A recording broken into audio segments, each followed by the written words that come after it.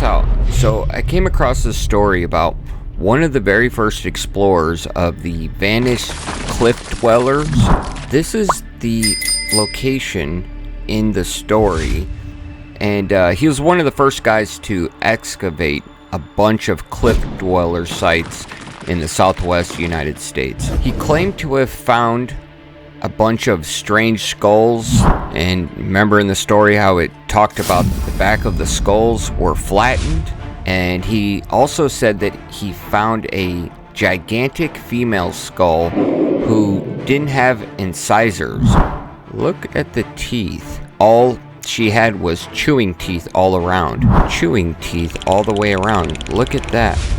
So I kind of wonder if this might be that large female skeleton he was talking about. Now, I did a little more digging into this story, and I actually found something that could prove the story to be true. So I want you to check this out. The Vanished Race, a cliff city of 6,000 souls. Reverend Dr. George L. Cole has returned from an extraordinary expedition into the ruined cities of the southeastern Colorado and northern New Mexico, bringing with him remarkable collection of relics from a long-lost people, the Cliff Dwellers. I don't know if you remember my story, but I did a story about the basket makers who were even older than the Cliff Dwellers, and they had red hair, but that's another story. You can find that on my page. Anyways, his most significant discovery lies along the cliffs of the Santa Fe, about 14 miles from Espanola, New Mexico. There, perched high above the valley, stands what may be the largest pueblo ever discovered in the United States. This immense communal structure, still unnamed, appears to have housed thousands and was investigated by Dr. Cole with rare scientific purpose. Among the artifacts recovered were finely crafted stone tools and pottery of unusual design, along with skeletal remains that raise fascinating questions. Most striking were skulls in which every tooth appeared to be a molar grinding tooth, suggesting a diet primarily of grains rather than meat. Even more astonishing was the discovery of a woman's femur measuring 19 inches in length, indicating a height of at least 7.5 feet tall. The setting itself is as dramatic as the finds. The ruins rest atop of the towering cliff, rising nearly 1,000 feet above the surrounding land. Below lie the valleys of the Santa Fe and the Santa Clara rivers. About 600 feet up the cliff face is a natural ledge where the Cliff Dwellers carved out cave-like homes in the soft pumice stone. Over time, these dwellings expanded into a vast honeycomb of interconnected rooms layered 4 and 5 deep. Protected by the overhanging rock, these homes were shielded from both the elements and potential enemies. Yet, the inhabitants did not remain confined to the cliffs. Ascending another 400 feet to the mesa above, they constructed a massive communal complex. This plateau, nearly 1.5 miles long and 3/4 of a mile wide, was naturally fortified by sheer cliffs on all sides. At its edge stood a granite watchtower believed to have risen at least 60 feet high, an impressive feat considering the stone had to be transported from distant sources up the steep incline. A defensive wall once divided the mesa, adding further protection. Upon this elevated platform stood 2 large communal dwellings, one older and one still unexplored.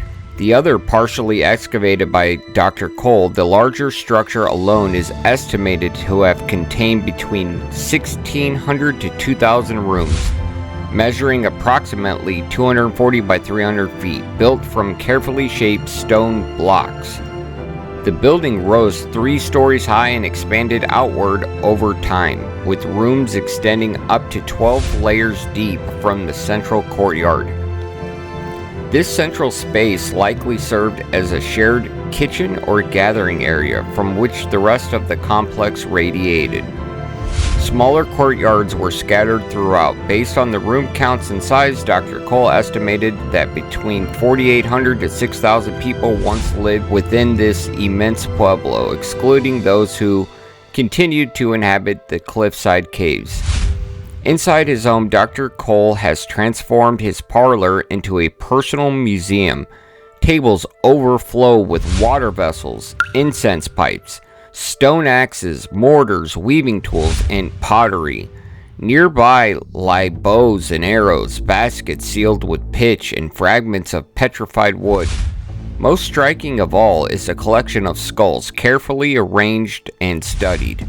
Examining one believed to belong to the unusually tall woman, Dr. Cole noted its unique dental structure. She has no incisors, no cutting teeth at the front, only grinders throughout. He observed the same is true of the others. This suggests a people who live primarily on grains. He also pointed out their high foreheads and cranial shape, indicating intelligence, though many skulls displayed a curious flattening at the back.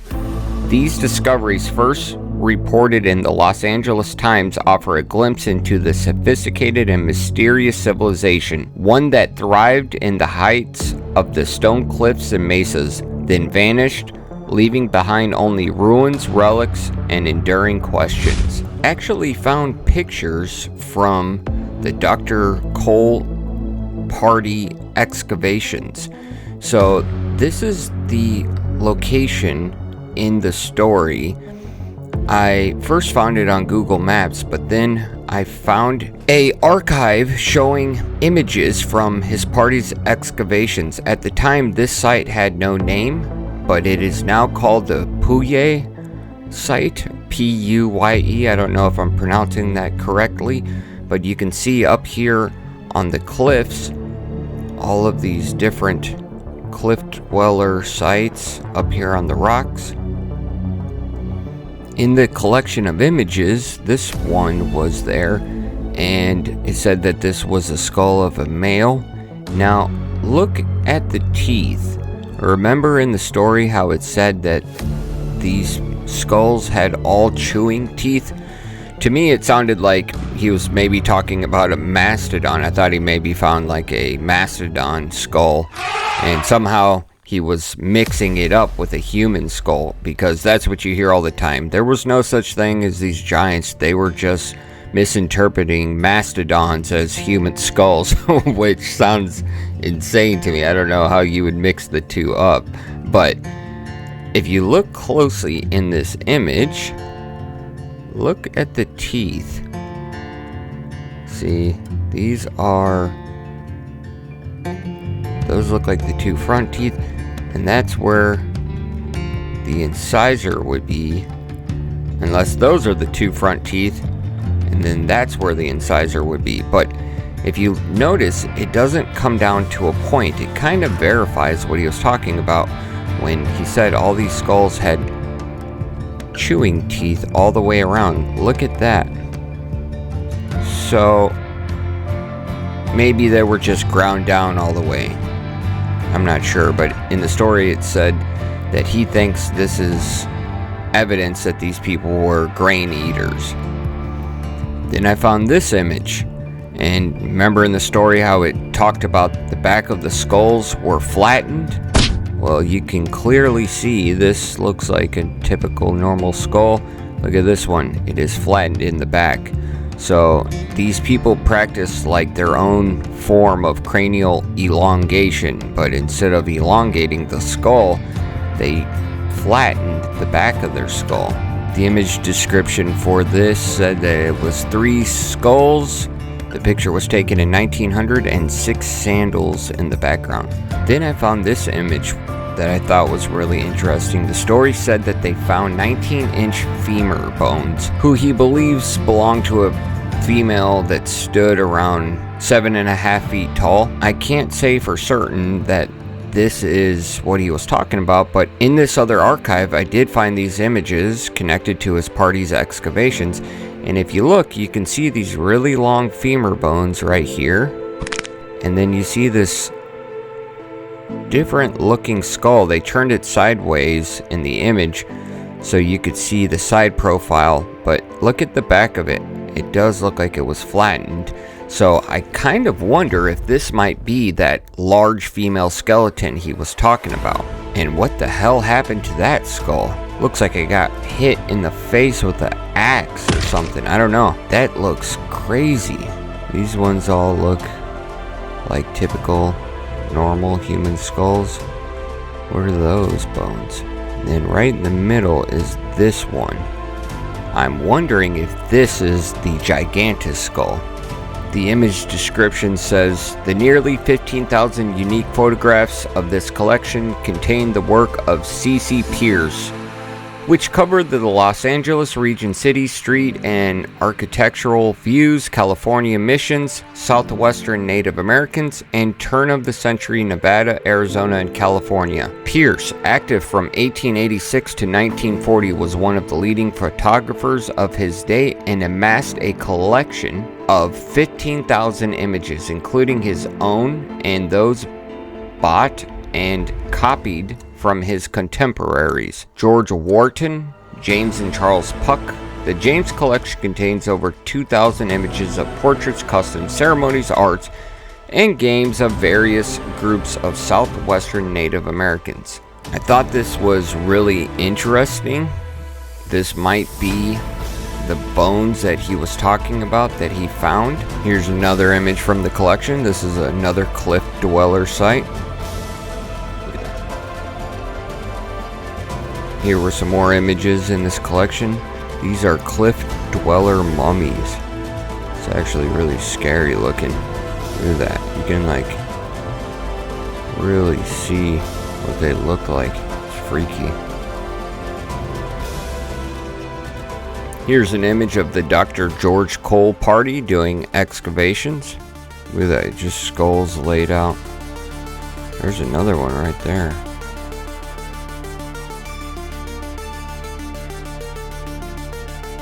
But I think I did solve this story. So then I did a search to find out how tall someone would be who has a 19-inch femur, and this is what I found. With a 19-inch femur, an average adult would be roughly around 5'10" to 6 foot tall, depending on the sex and ancestry. So I think I might have solved this one. He did find the skeleton of a tall female. 5'10" to 6 foot tall is still tall for women nowadays, but in ancient times I was always told that people were shorter generally, and humans are as tall now as they've ever been in history. So she was tall, but he might have added 1.5 feet extra to her height. Anyways, I thought this was really interesting. I was able to verify this guy's story by going through other archives to find images, and so I'm going to continue to do these deep dives on stories that give me enough breadcrumbs to follow. Thanks for watching. Keep camping and exploring the mysteries of our world.